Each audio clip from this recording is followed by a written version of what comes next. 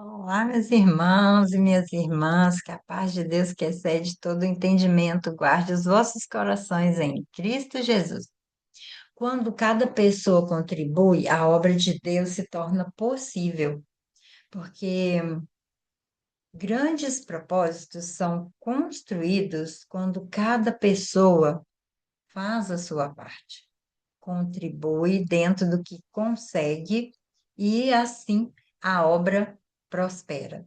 No capítulo 38 de Êxodo, a construção do tabernáculo continua e aqui vemos a preparação de outros elementos essenciais que fariam parte do lugar de adoração e de encontro entre Deus e o povo. Vamos à nossa leitura? Pegue sua Bíblia e vamos ler capítulo 38 de Êxodo. Para os sacrifícios que eram completamente queimados, Bezalel fez um altar de madeira de acácia. O tampo do altar era quadrado, medindo 2,20 m de comprimento por 2,20 m de largura. E o altar media 1,30 m de altura. Bezalel fez 4 pontas para os 4 cantos do altar. Essas 4 pontas formavam uma só peça com o altar, e ele o revestiu todo de bronze. Fez também todas as peças para serem usadas no altar, isto é, as vasilhas, as pás, as bacias, os garfos e os braseiros. Todas essas peças foram feitas de bronze. Ele fez uma grelha de bronze em forma de rede e a colocou debaixo da beirada do altar, de modo que a grelha chegava até a metade da altura do altar.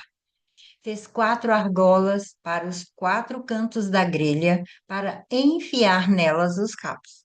Os cabos foram feitos de madeira de acácia e revestidos de bronze. Depois, Bezalel enfiou os cabos nas argolas nos dois lados do altar. O altar foi feito de madeira e era oco. Com os espelhos de bronze das mulheres que faziam serviços na entrada da tenda da presença de Deus, Bezalel fez a pia e a sua base. Para a tenda da presença de Deus, Bezalel fez um pátio cercado de cortinas de linho fino. No lado sul, as cortinas tinham 44 metros de comprimento. Elas eram sustentadas por 20 postes de bronze, com bases também de bronze.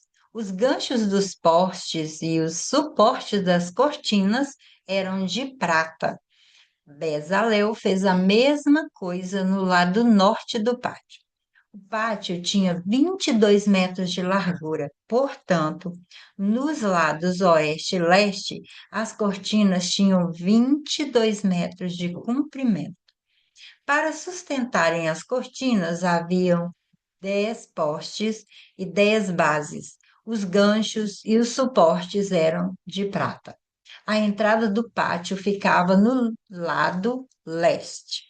De cada lado da entrada havia cortina de 6,60 m de comprimento, com 3 postes e 3 bases para sustentarem as cortinas. Todas as cortinas que ficavam em volta do pátio eram de linho fino. As bases das colunas eram de bronze e os ganchos, os suportes e a parte de cima dos postes eram de prata, e todos os postes em volta do pátio eram unidos por suportes de prata. A cortina da entrada do pátio era de tecido feito de linho fino e de fios de lã azul, púrpura e vermelha, enfeitados com bordados. O comprimento dessa cortina era de 8,80 m e a altura de 2,20 m, como as cortinas do pátio. Ela era sustentada por 4 postes com bases de bronze. Os ganchos, a parte de cima dos postes e os suportes eram de prata. Todas as estacas da tenda do pátio eram de bronze. A seguir, vem a lista da quantidade dos metais usados na tenda da presença de Deus, onde estavam guardadas as 2 placas de pedra com os 10 mandamentos. Moisés mandou fazer a lista e ela foi preparada pelos levitas, dirigidos por Itamar, filho do sacerdote Arão. Bezalel, filho de Uri e neto de Ur, da tribo de Judá, fez tudo o que o Senhor havia ordenado a Moisés. O seu ajudante foi Aholiabe, filho de Aizamaque, da tribo de Dan. Aholiabe era gravador, desenhista, tecia linho fino e fios de lã azul púrpura e vermelha. Todo o ouro que havia sido ofertado ao Senhor para a tenda sagrada pesava 1.000 quilos, de acordo com a tabela oficial. A prata da contagem do povo pesava 3.430 quilos, de acordo com a tabela oficial. Essa quantia foi igual ao total pago por todos os homens alistados na contagem do povo. A cada homem pagava a importância exigida, pesada de acordo com a tabela oficial. Foram alistados na contagem 603.550 homens de 20 anos para cima. Foram usados 3.400 quilos de prata para fazer as 100 bases da tenda sagrada e da cortina, isto é, 34 quilos para cada base. Com os 30 quilos de prata que sobraram, Bezalel fez os cabos, os ganchos para os postes e a parte de cima dos postes. O bronze que foi oferecido a Deus dava um total de 2.525 quilos. Com isso, Bezalel fez as bases para a entrada da tenda da presença de Deus, o altar de bronze com a sua grelha, também de bronze todos os objetos para o altar. Para as bases que ficavam em volta do pátio, para a entrada do pátio e todas as estacas para a tenda e para o pátio que ficava em volta da tenda. Sob a liderança de Bezalel, com o auxílio de outros trabalhadores habilidosos, os artesãos constroem o altar do holocausto. Feito de madeira de acácia, revestido de bronze, nesse altar seriam apresentados os sacrifícios, simbolizando a dedicação do povo a Deus e o reconhecimento da necessidade da reconciliação com o Senhor. Fizeram também a bacia de bronze, onde seria usada para a purificação dos sacerdotes antes de realizarem o serviço no tabernáculo. Essa bacia foi feita de espelhos.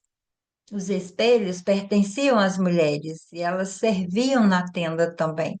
Esse detalhe mostra quão diferente foram as contribuições das pessoas. Elas contribuíram com aquilo que tinham. E esse capítulo também descreve a construção do pátio, que é a parte de fora, com cortinas de linho fino, sustentado por colunas, bases de bronze, e esse espaço delimitava a área sagrada, onde o povo se aproximava para adorar a Deus. Nesse capítulo aparece algo muito importante, que é um registro detalhado de cada coisa que foi usada na obra. São mencionados grande importância de ouro, prata, bronze, que foi oferecido pelo povo. E esse registro demonstra também a organização, a responsabilidade, a transparência na administração daquilo que é oferta dedicada ao Senhor. E eu posso tirar a lição aqui nesse texto, sim, que cada um de nós podemos contribuir com o que possuímos. Às vezes eu penso que eu não tenho nada para ofertar ao Senhor, mas eu tenho sim. Alguns ofereceram metais preciosos e outros ofereceram objetos pessoais, que de qualquer forma foi usado para a construção, porque Deus pode usar tudo aquilo que temos para cumprir em nós os seus desígnios, os seus propósitos. Nesse texto também, vemos que a pureza, a preparação fazem parte de uma vida espiritual. Eles construíram a bacia para, nesse lugar, o sacerdote se purificar antes de ofertar ao Senhor. Então, a nossa vida espiritual envolve um cuidado com o nosso coração, com as nossas atitudes, os nossos pensamentos, temos que ter esse cuidado. Deus valoriza a ordem, Deus valoriza a responsabilidade, porque os materiais usados foram cuidadosamente registrados. Então, a administração também precisa ser feita com responsabilidade, porque isso também faz parte do servir ao Senhor. Trazer tudo certo, tudo organizado, tudo contado, sem falta. Grandes obras são construídas coletivamente. Toda a comunidade participou da construção do tabernáculo. As pessoas se uniram em um único propósito, em algo poderoso que iria acontecer. E você ajuda a sua igreja, contribui para as obras da igreja, contribui para o crescimento da obra? Como é a sua vida na sua comunidade? É um lugar para pensarmos também, que esse texto nos lembra que eu tenho algo a oferecer ao Senhor. Qualquer recurso que eu tiver, qualquer talento, qualquer coisa que eu dedicar ao Senhor, gestos pequenos podem trazer uma contribuição para que o propósito de Deus avance. O que Deus colocou na minha mão, o que Deus colocou na sua mão, pode ser abençoado pode ser usado para abençoar pessoa. Quando cada pessoa entrega o que tem, Deus transforma essa contribuição simples em uma obra extraordinária. O que é que você tem para ofertar ao Senhor? O que você tem ofertado ao Senhor com amor, com dedicação, com leveza de coração, com um coração voluntário? Como tem sido a sua contribuição? Tem sido pesada, questionável? Como é? É um lugar de pensar. É um lugar para eu pensar, é um lugar para você pensar como tem sido a sua contribuição na obra do Senhor. Que Ele abençoe a você, a sua casa, a sua família, seu ministério, que todos eles sejam ofertados ao Senhor continuamente. Até nosso próximo momento de leitura da Palavra de Deus.